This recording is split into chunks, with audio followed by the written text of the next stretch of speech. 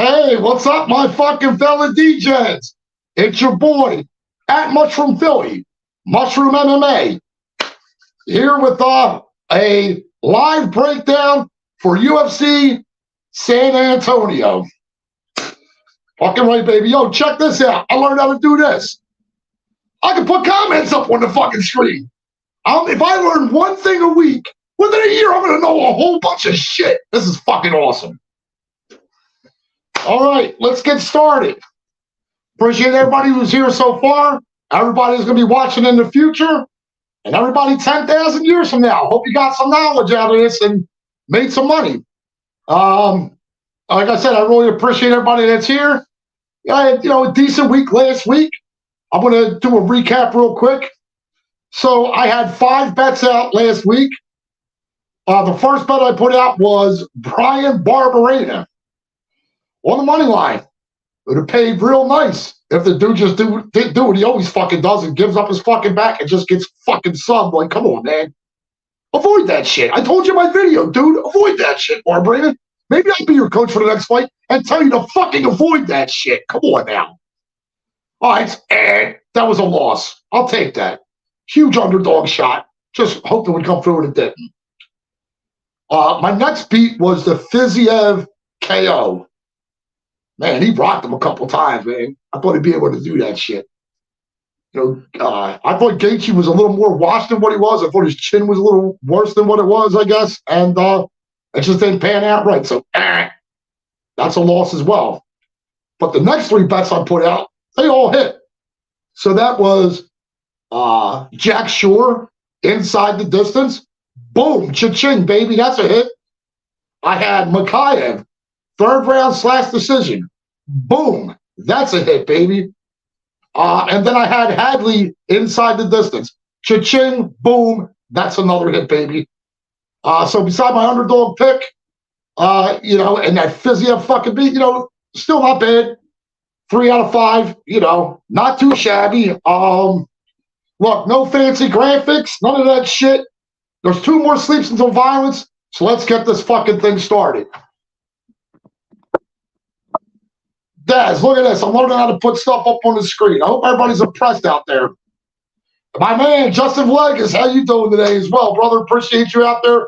Always showing me support. Like I said, you, Daz, my man Parlays for Pot, everybody out there, you guys are always in here watching me, helping me grow this thing. Spread the word, man. Let people know I'm on right now. Let's get more people here. I'm really trying to grow this thing. All right, but look, this is what this thing's all about. It's about breaking down fights and about making some fucking money. So let's get started on that. I think the Cohen fight, that Cohen-Vidal fight, I think it's off, to my knowledge. Anybody know? Anybody in the chat? Please let me know. There you go. Look, I can put this shit on the screen now. I'm amazed with myself. I'm fucking amazed with this. It's awesome. Yeah, nice. Just keep them coming. All right, look, we're here to break down some fights. So let's break down some fights. So I guess the first fight, because I think that Cowen-Vidal fight is off. So I guess the first fight I'm going to talk about tonight is thanks, Justin. So the fight is off, according to Justin. Thank you very much.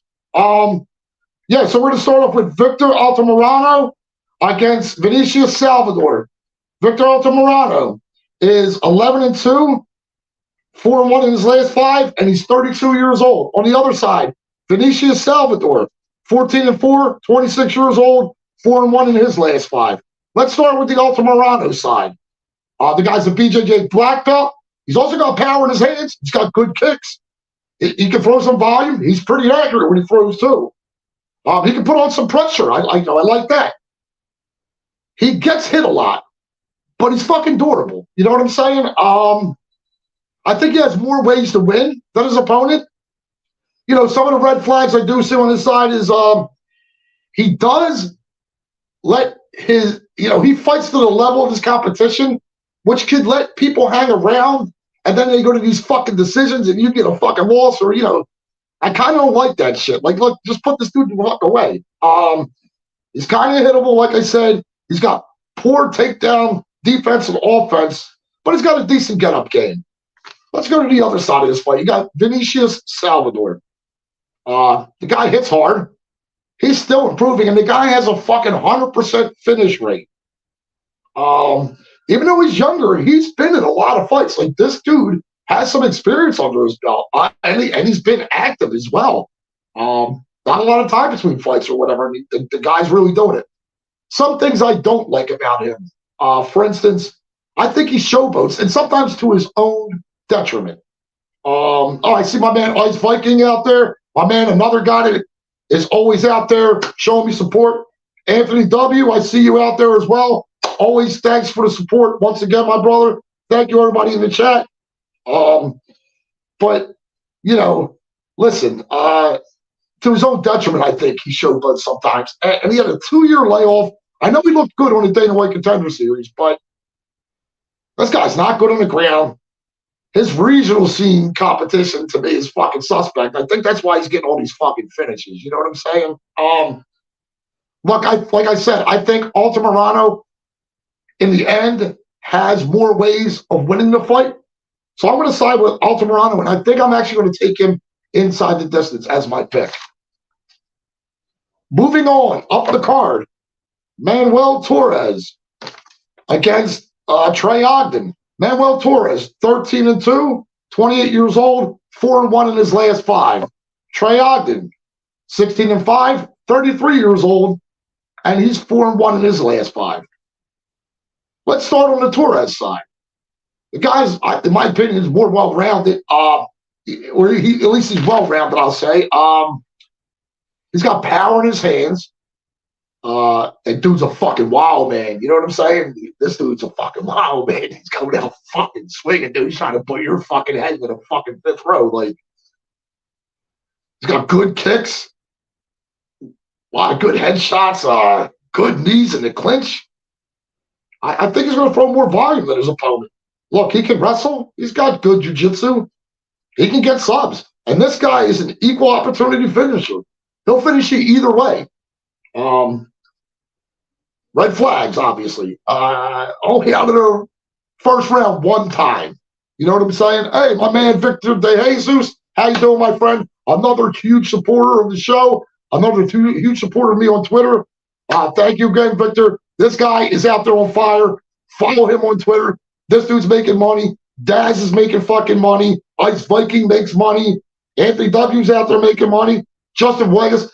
These guys that you see in my chat are fucking heavy hitters. Like, this is a fucking good chat that I have here. These dudes are no fucking joke, and I appreciate every one of them. Look, not being out of the first round, 15 fights, I get that. What's he going to look like if it gets extended? Well, he did win a fight by decision, I believe, or something like that, or at least, so, I guess he won't look that bad. Let's go on the Trey Ogden side of this fight. He's a technical striker. He's well-rounded as well. He's got some power in his hands. He can win minutes at range. He's a tricky striker. He's got a lot of MMA experience. He's a good grappler. Good takedowns, then blast double legs and all that stuff. Couple red flags, though, man. This dude lost the striking fight to fucking Jordan Levitt. Let that sink the fuck in.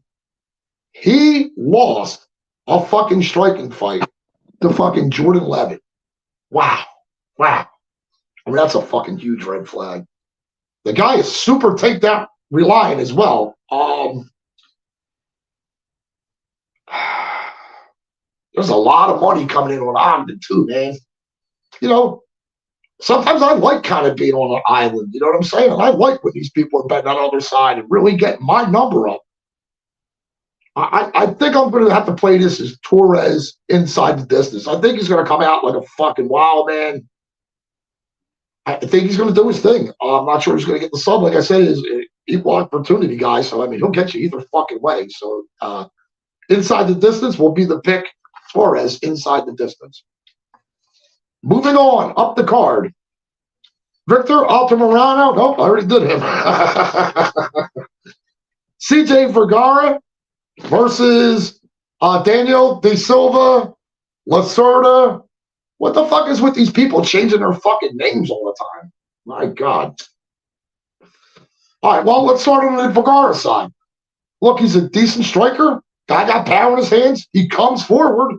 He'll pressure you. He's got knees. He likes to fight in the pocket. He's good in the clinch. And he's decent on the ground as well. You know, I like a lot more the Vergara side after looking at him, to be honest with you. I'm going to let you see why. Daniel Da Silva, Lacerda, whatever name he wants to be this fucking fight. He's a decent striker. I guess he's good on the ground, I guess you could say.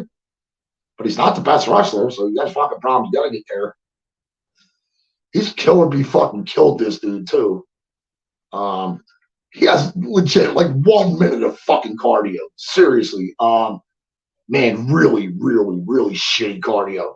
No fucking durability to go with it as well. I mean, he's a good hammer, but he is a fucking terrible nail. Bad, bad nail. Finishing his last 3. He's got poor fight IQ. He seems like a busted prospect, in my opinion. Like, it just didn't work out the way everybody thought. Man, under a half round of cardio, dude. And then he fucking just wilts. I mean, like I said, there's way more to like on the other side, on the CJ side. That's why I'm going to Vergara. I'm actually picking him by knockout. Moving on, up the card, we have Trevin Giles, Officer Trevin Giles, against Preston Parsons. And Trevin Giles is 14-5. I'm sorry, 15-4, 30 years old, 3-2 in his last 5. On the other side of the fight, you have Preston Parsons, 10-3, 27 years old, 4-1 in his last 5. Let's start off with the Giles side. He's pretty well rounded. He's got a lot of MMA experience. He's a decent striker. Man, he has a really good fucking jab, dude. Seriously, he has a real good jab. He can throw his combos and jumps back. He's a BJJ black belt. He can wrestle if he has to rely on that, but he just chooses not to. Like, I don't fucking understand these guys that clearly have a path of winning you minutes, or or just getting you in a better position on the ground and maybe get a sub. I don't understand why these guys don't fucking use that. I don't get it. He can wrestle though. He just doesn't use it. He has MMA skills. Like I said, he's got more experience than his opponent. He's a good grappler if he gets down there. He's got good ground and pound when he's on top. He's got a 58% takedown offense. You know, it just seems like he just doesn't want to. I don't fucking know. 73% takedown defense. But man, a couple red flags on his side, I think, are like, man, he's kind of inconsistent.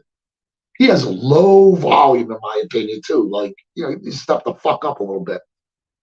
All his losses are inside the distance as well. Never a good look. He can be broken late. I think his cardio is suspect and best late. What Giles shows up, and the dude has poor fight IQ. Like, you don't know who the fuck you're going to get into. Who you're going to get in this cage. Is it going to be Officer Giles or Officer fucking Bar Brady? Because I'd say their IQ is probably just about the fucking same. So if you like South Park, go for Bar Brady. On the other side of this fight, you have Preston Parsons. Look, he's a slick grappler, good BJJ, decent striker too. He comes forward. He's aggressive. He can put on some pace, some pressure. Got decent volume. He throws his hands. He's got a 90% finish rate. And he's got really good cardio, in my opinion, as well. He's got a great sub game, too. This dude fishes and gets fucking subs. I mean, look, this is another fight where I just think there's a lot more to like on the Parsons side. There's room for him to keep improving, but Giles, I think, is a finished product already. Like, what you're going to get with fucking Giles is what you're going to get. And it's either, is it going to be the better version of what you got already or the shittier version of what you got already? That's what you got to worry about in the fucking Giles fight. I don't have much more to say about this fight. I do think Parsons does win, inside the distance, because that's how fucking Giles loses. And I think he's going to get the sub. This dude is pretty proficient in getting subs. Yeah, I kind of like that side, actually. I actually do like Parsons by submission. Moving on up the card, we have Steven Peterson versus Lucas Alexander. Not a fight I'm too interested in, to be honest with you. But did my due diligence, did my research, looked at some stuff, try to figure out some way or angle to make some money here. Yeah, here you go. That is a good point, Shroom. Yeah. Listen, let's start off with the Peterson side of this fight. Well, Peterson, by the way, is 19-10. He's 32 years old, 2-3 in his last 5 against Lucas Alexander, who is 7-3, 27 years old, and 4-1 in his last 5. Let's start with the Peterson side. I mean, he's a decent striker. He throws some volume. He comes forward. He does a little pressuring. And he tries to break you with that, He's not the best wrestler, but still ends up getting takedowns. He does get control time when he gets down there, too. And he's down there hunting for subs. The guy's got good cardio as well. To be honest with you, I think he has more paths to victory than his opponent. But another guy who fights to his opponent's level, when I think he's probably better than his opponent. But he kind of lets him hang around and stay in that fight, and that's that bullshit. And, man, we're in fucking Texas. Look, man, judging such as the fucking apex, that's their fucking home. You know what I'm saying? And those judges fucking suck. And there's a lot of apex events, and those judges fucking suck. Now you start getting into fucking Texas and all these other places, everybody knows about the Texas judges. I don't care if you're new to this game, you've only been watching this shit, and you've seen one event in Texas, you know the judging is fucked up out there. So let's go to the other side of this fight. Lucas Alexander. I mean, he's got some power in his hands. He's a decent striker, I guess. Throws those straight punches. He uses kicks at range. He's got decent kicks as well. That burrito loss, obviously not a bad look. But, besides that, man, not the best wins or losses, to be honest with you, on this dude's record. And boy, does he have some shitty self-defense. All his losses are by sub. That says something right there. I think Peterson's going to do enough here, man. But again, he does let his fucking opponents keep a fucking close fight. I thought, again, I didn't want to spend too much time on this fight because I really wasn't that interested in it. But I am going to have a play on this fight, and my play will be my pick at least will be Peterson, 3rd round / decision. I think if he finishes, it'll probably be something late. Moving on, up the card, we got Danielle Pineda versus Tucker Lutz. Danielle Pineda, 27-14, 37 years old, 1-3 in his last 5, and that's because of USADA issues. They took a bunch of shit off him because he was on the fucking juice. And then you have his opponent, Tucker Lutz, 12-2, 28 years old, 4-1 in his last 5. Let's start with the Pineda side. Pineda has power in his hands. He's got good calf kicks as well. He's a BJJ black belt. He's a decent grappler. And he has 40-something fights, I think, with 100% finish rate. I don't know. Maybe I did my math wrong, or maybe I looked at something wrong, but that's a lot. He's killer. He's kind of kill or be killed. He's been to a couple of decisions, I guess. But I think he's got shitty cardio. I think the steroids are gone, so take that out of the fucking equation. I think at this point he's 1st round or bust anymore. I think he's had an accumulation of damage. He's been finished 9 times. Man, I don't know what you're going to get with this guy, man. And fuck the no steroids anymore and the shitty cardio, man. That's a huge. They're 2 huge red flags. Let's go on the other side of this fight. You got Tucker Lutz. Tucker Lutz is he's kind of well-rounded. He's a decent striker. He can push a pace. He can wrestle as well. He does them slam takedowns, and he gets them. He's good on the ground if he gets down there as well. He gets control when he's on top. He wins winnings that way. He's not always looking for a finish. He's a guy that'll more want to maintain position than maybe try to get that finish. And he doesn't have any finishes in Dana White nor in the UFC yet, so that stuff hasn't transferred over. But I think I like his chances here of actually getting a finish. So I am going to go Tucker Lutz inside the distance as my pick.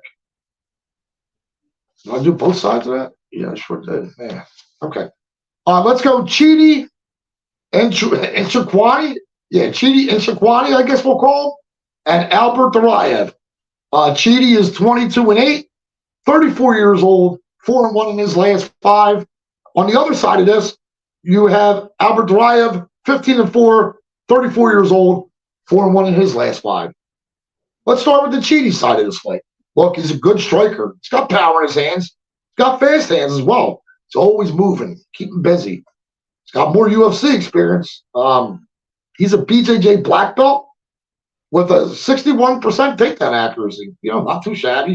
He's got good cardio, and he's got an even better takedown defense of like 75%. He's fought decent competition too. It's not like he's been out there crushing cans or getting crushed by cans. He is coming off a KO. I think it might have been like 6 months ago, maybe. He's been finished a lot. He's only had one loss, I think, by decision. He did look bad against Rodriguez until he opened up that big fucking bleeding vagina on his fucking forehead, and the fight had to be stopped. Let's go to the other side of this fight. He got Duraev, poor grappler, in my opinion. He's an okay striker. He's an okay wrestler.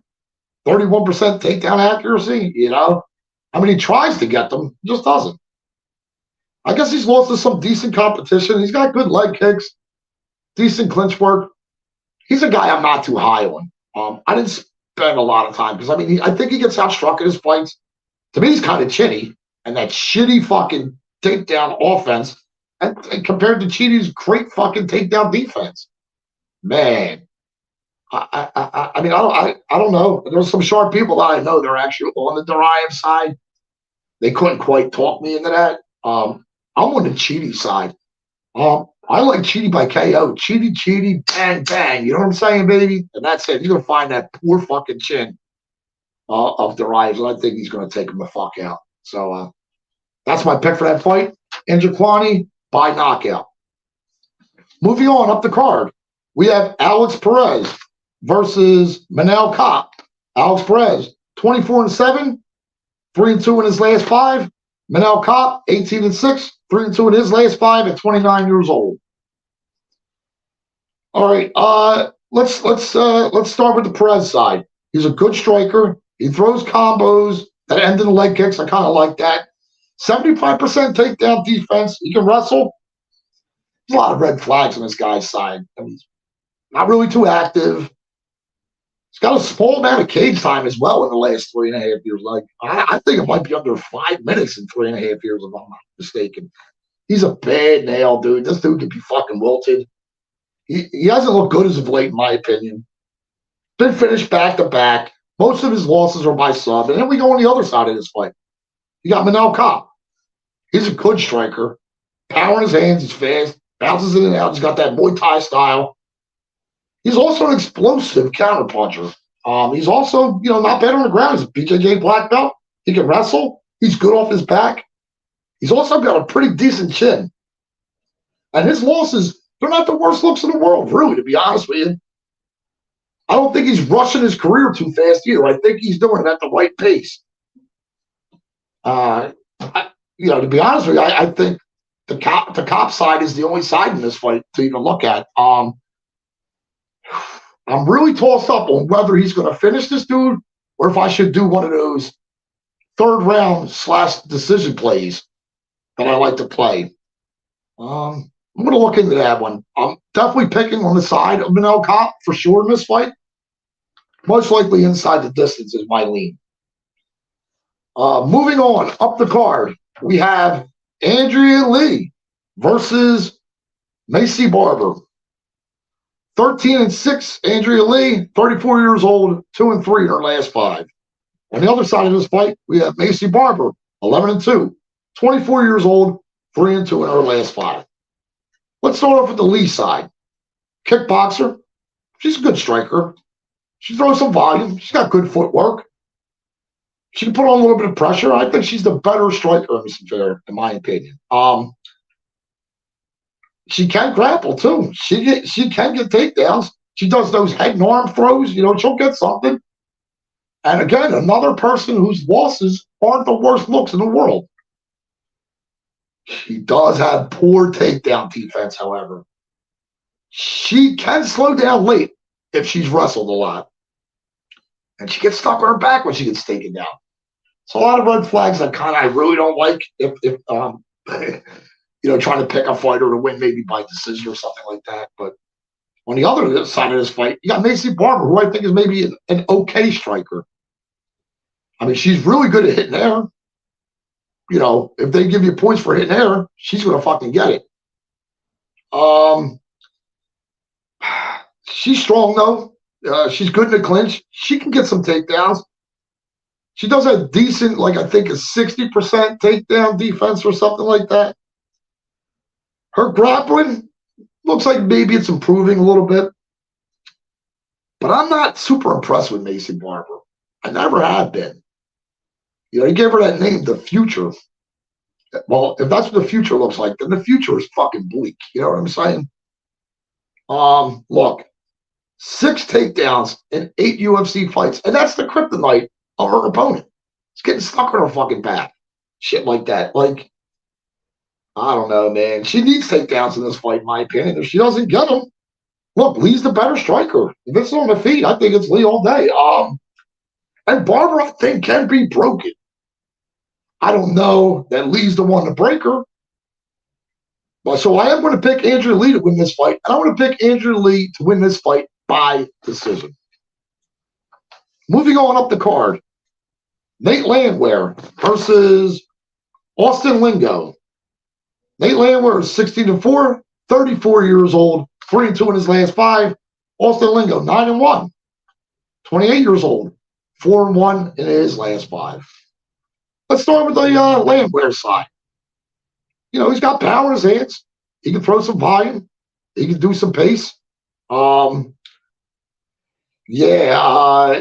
can pressure. He's got knees and elbows in the clinch. I think he can break people late. Look, I know he's getting older. I get all that.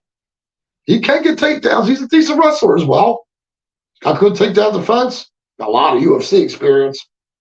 And he was beating fucking Russians in that M1.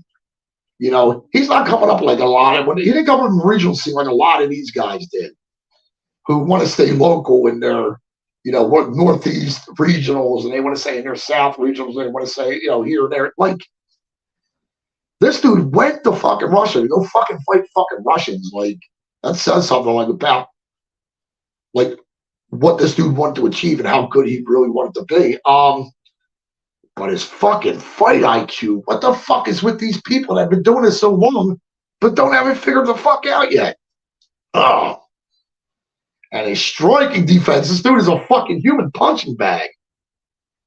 I don't know.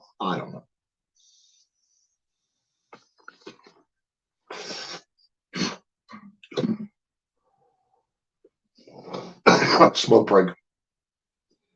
On the other side of this fight, you have Austin Lingo. The guy is from Texas, so God forbid he goes to the judges. I'm sure Landwehr will get fucked somehow if he's winning. Look, he's well-rounded. He's a striker. He's got fast hands. He's got power in his hands as well. He comes forward. He's durable. The guy's never been finished. He was starching, smoking these fucking dudes on the regional scene. But, man, that stuff just hasn't transferred over to the fucking UFC. Yeah, man. Cutting weight twice in 2 weeks as well. He's got suspect takedown defense. Like I said, man, Landwehr can fucking wrestle. So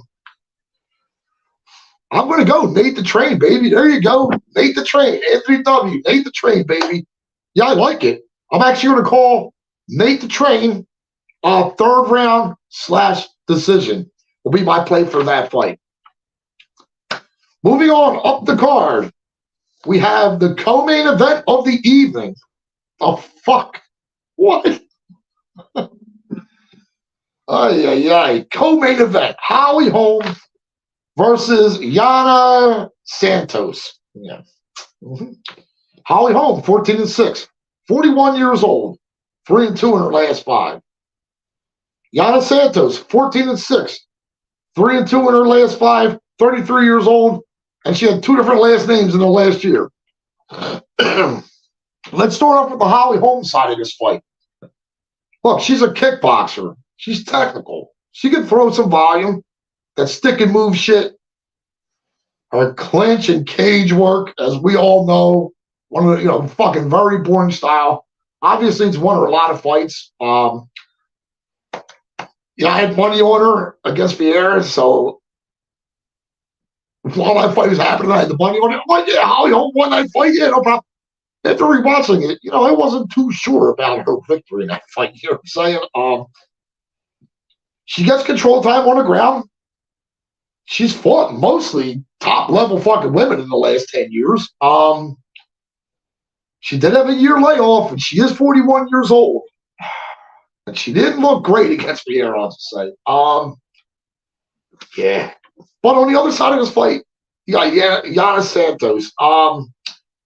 Again, somebody that Kunitskaya, is that her name or whatever? Somebody I've never really, really been impressed with.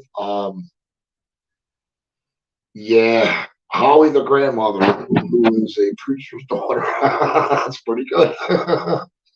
So that makes the preacher a great grandfather or some shit, right? That's pretty good. All right, but Santos, she is kind of high volume, I think, in my opinion.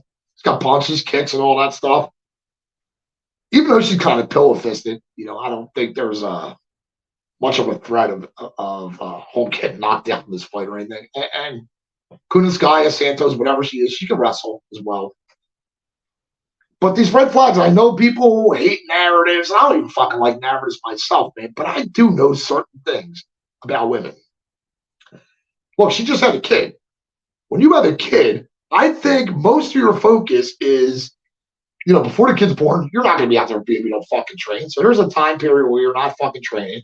You're not going to train right when the kid's born. So there's another, so there's a stretch of time where she wasn't fucking training. She also got married within the last year. And she had a 2-year layoff. Also, it got married in that layoff. Chicks are at weddings, man. It's one of the most important things to them. I would say it trumps fucking, training at the gym and worrying about another fight, stuff like that. I think that's why she took some time off, because she was focusing on her. I'm hoping she focused a little too much on her, because I am going to take, again, Holly Holm by decision. Didn't pay off for me last time. I'm thinking it's going to pay off for me this time.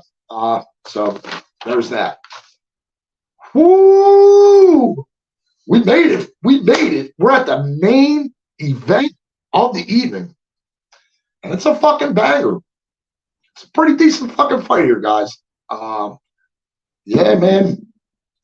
Nice. By the 59th birthday, this guy, Victor De Jesus, is sharp as fuck.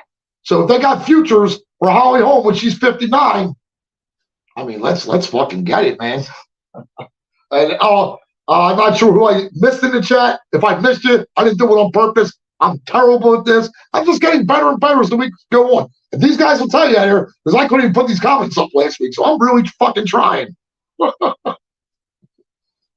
But let's get back to this banger of a fight. In fact, you know what? We're going to take a smoke break before we do that.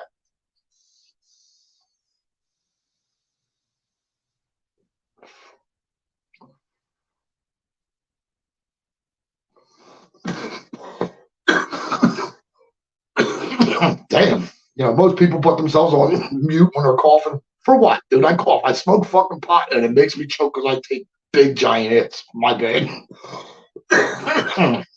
But moving on up the card, you got Marlon Vera versus Corey Sandhagen. Marlon Vera, 27-1, 30 years old, 4-1 in his last 5.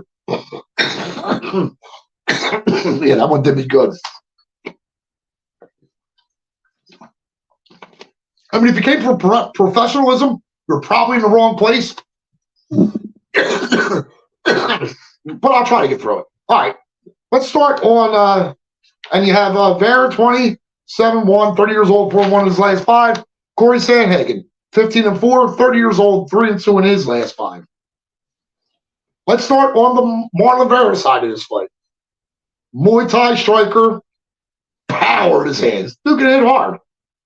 He's not super technical, but when he fucking lands, he fucking and man, he damages his opponents, man.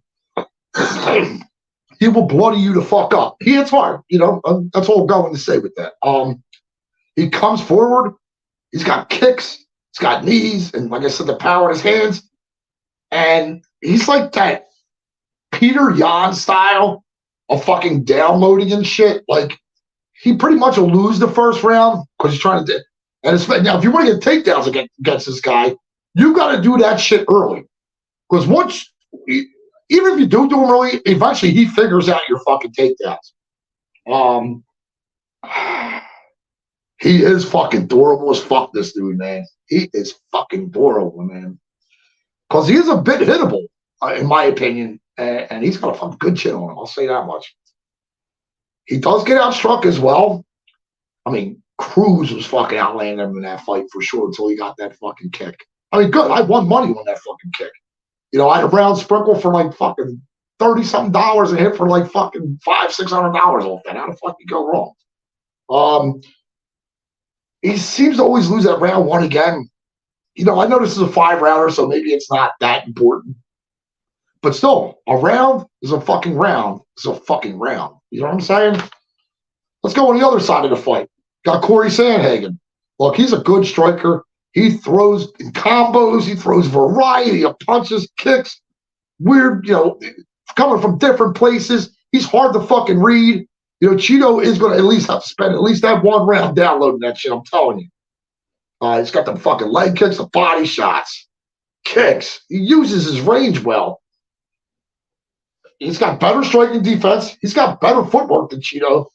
He's a minute winner, and I get it. Look, Cheeto, the way he fucks you up could be a moment winner. And man, if he bloodies you to fuck up, man, that might even take a round. You know what I'm saying? Or might be enough criteria for the fucking judges that were in Texas. So who fucking knows? But, there might be enough criteria for the judges to say, yeah, that he won that fight. He's got great cardio as well. I really like Sandhagen's cardio. I think he's pretty durable. And I think he's better than most of Cheeto's competition anyway, to be honest with you. I don't know that it's going to be super easy because I do worry about, listen, this is a tough fucking fight. First of all, this card is sketchy as fuck.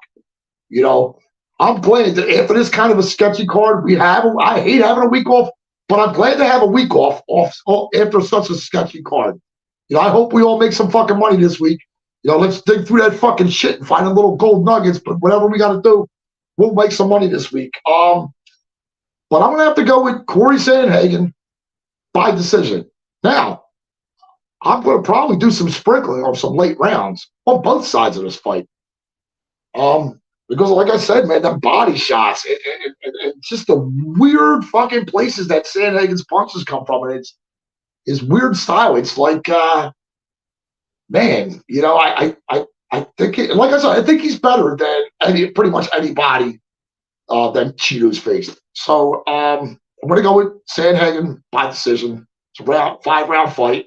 But I think that's just the way I'm looking at it. I think he goes, like I said, because fucking Cheeto is durable as fuck. And the only reason I would sprinkle anything on Sandhagen late round props is because how he pays so well because of how fucking durable Cheeto is. So, it's something to look into. Now, as far as my official bets, I have 5 official bets I'm going to put out this week as well. So the first official bet I'm going to put out, again, I'm going to learn how to do my fucking graphics. Thanks, Daz. I hope you're not leaving yet, but thanks. I appreciate you. I do have a Lambo parlay, Victor. Oh, man, I'm so impressed with myself that I figured out this chat thing. It's fucking awesome. But, yeah, I do have a Lambo parlay coming after this. So the very first bet I'm making for UFC San Antonio will be Corey Sandhagen by decision. That's bet number 1. Bet number 2, I am taking Nate the Train. 3rd round / decision. Listen, this guy can break you late. I think if he gets his wrestling chops going, and he can throw some nice strikes too. I think he can do enough, baby. Let's get that money because the Sandhagen decision's a plus 125. The Landwehr third round slash decision is a plus 165 play that I'm putting on. My third official bet number 3, will be Altamirano inside the distance. I don't know if I got my number right, but it looks like it says 275 here, plus 275. I mean, that's the case. I mean, I really think that's the way the fight ends. I think that's who does it. Yeah, you're right. Right. Nate will always fight for it. He's got that fucking dog in him.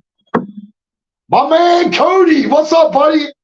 I'm horrible at this fucking chat thing. I actually been interacting with my chat this week so far, so good. And I'm able to put this shit up on the screen. I'll learn one thing every week, and this show actually be worth watching fucking 20 episodes from now. All right, let's get to bet number 4.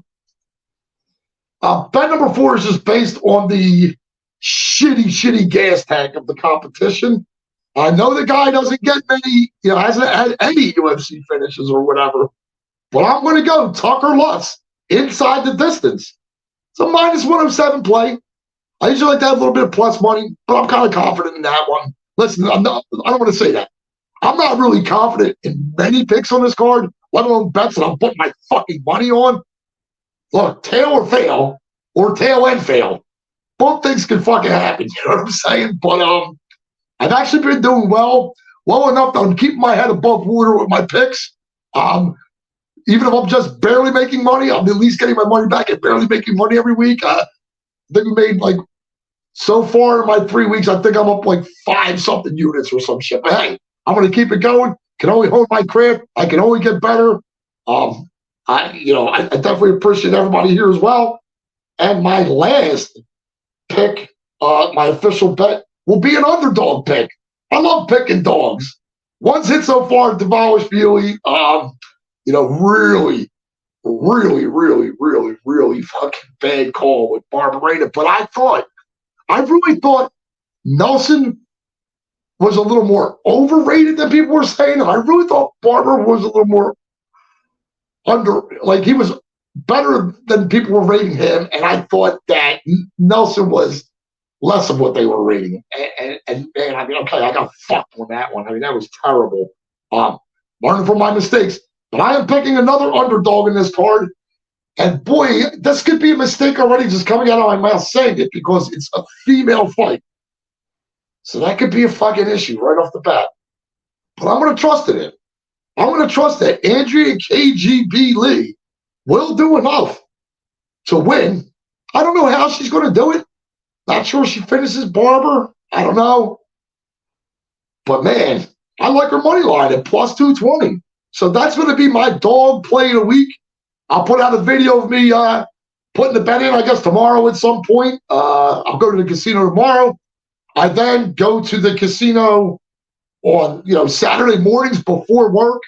There's a lot of times I'm fucking standing at that kiosk at fucking 25 after, and I'm supposed to be working at 8 o'clock. You know what I'm saying? So, but look, I'm true to this shit. As true as I get, me. Look, my boss is a degenerate gambler as well. He understands. You know what I'm saying? So, now let's get to and I mean, it's fucking degenerate. It's a degenerate parlay. I'll put $10 fucking on it, maybe 20. Don't go crazy. But I mean, it's going to hit for decent money. All right, let's go, baby. The first leg of my parlay will be, now I put it different here, but I'm doing this for my parlay just in case. So I got Andrea Lee, round 3 / decision. That's the first leg of my DGen parlay. The second leg of my DGen parlay is Vergara, CJ Vergara, round 1 by knockout specific.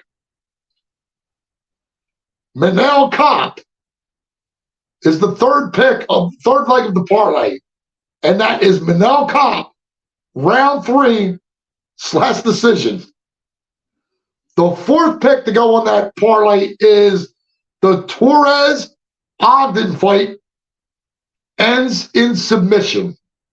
So if you put those four plays together, I'll go over them again since I don't have my graphics ready yet.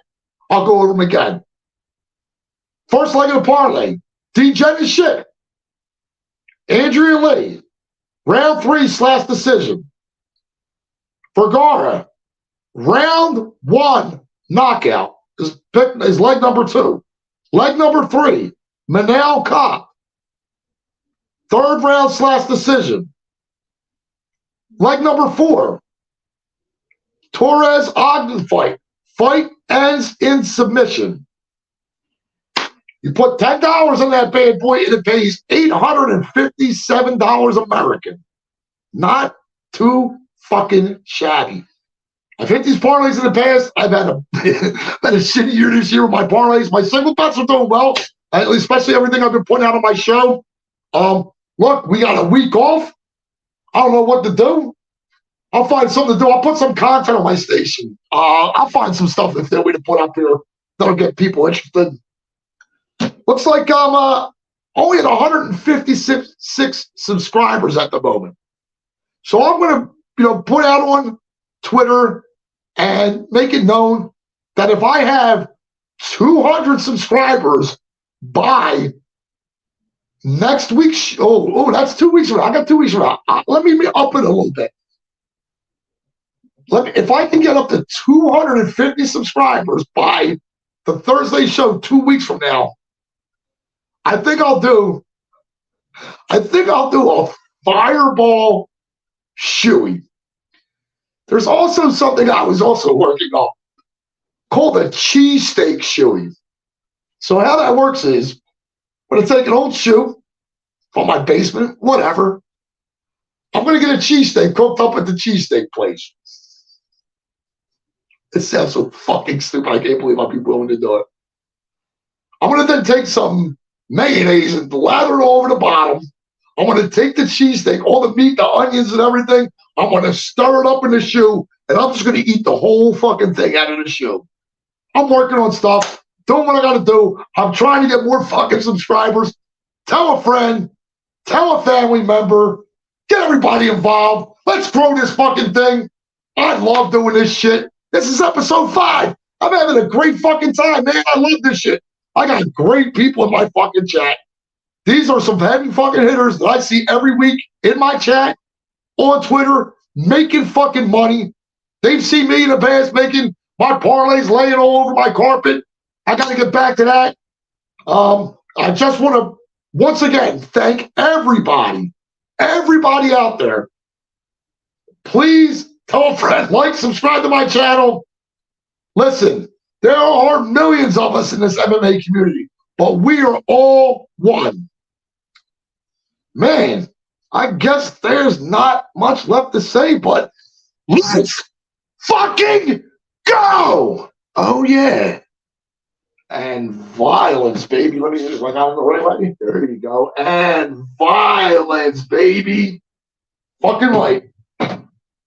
Thanks, everybody out there.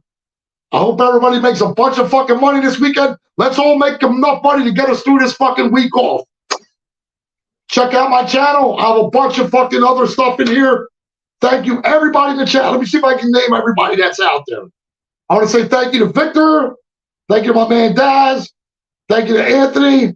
Who else was in my fucking chat earlier? My man Parlays for Pot. There were several other people out there. Everybody's out there. Just hit the like, hit the subscribe. Don't want to waste any more of your fucking time. Like I said, let's fucking go. Oh.